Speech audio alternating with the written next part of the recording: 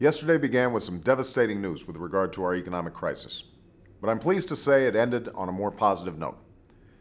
In the morning, we received yet another round of alarming employment figures, the worst in more than 30 years.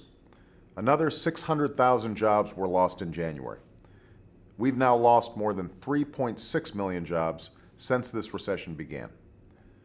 But by the evening, Democrats and Republicans came together in the Senate and responded appropriately to the urgency this moment demands. In the midst of our greatest economic crisis since the Great Depression, the American people were hoping that Congress would begin to confront the great challenges we face.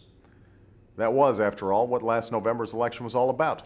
Legislation of such magnitude deserves the scrutiny that it's received over the last month, and it will receive more in the days to come. But we can't afford to make perfect the enemy of the absolutely necessary. The scale and scope of this plan is right, and the time for action is now. Because if we don't move swiftly to put this plan in motion, our economic crisis could become a national catastrophe.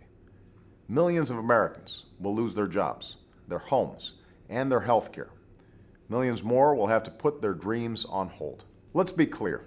We can't expect relief from the tired old theories that in 8 short years doubled the national debt, threw our economy into a tailspin, and led us into this mess in the first place.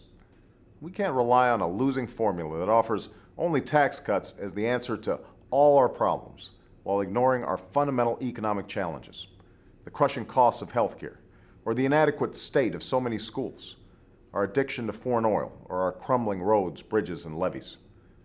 The American people know that our challenges are great.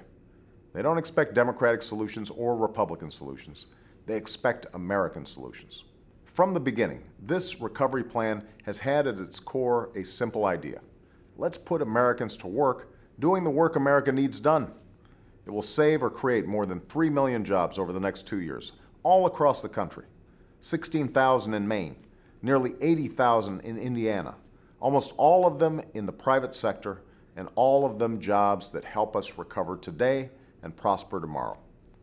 Jobs that upgrade classrooms and laboratories in 10,000 schools nationwide, at least 485 in Florida alone, and train an army of teachers in math and science. Jobs that modernize our healthcare system, not only saving us billions of dollars, but countless lives. Jobs that construct a smart electric grid, connect every corner of the country to the information superhighway, double our capacity to generate renewable energy, and grow the economy of tomorrow. Jobs that rebuild our crumbling roads, bridges, and levees and dams so that the tragedies of New Orleans and Minneapolis never happen again. It includes immediate tax relief for our struggling middle class in places like Ohio, where 4.5 million workers will receive a tax cut of up to $1,000.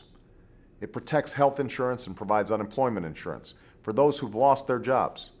And it helps our states and communities avoid painful tax hikes or layoffs for our teachers, nurses, and first responders. That's what is at stake with this plan. Putting Americans back to work, creating transformative economic change, and making a down payment on the American dream that serves our children and our children's children for generations to come. Americans across this country are struggling, and they are watching to see if we're equal to the task before us. Let's show them that we are, and let's do whatever it takes to keep the promise of America alive in our time. Thank you.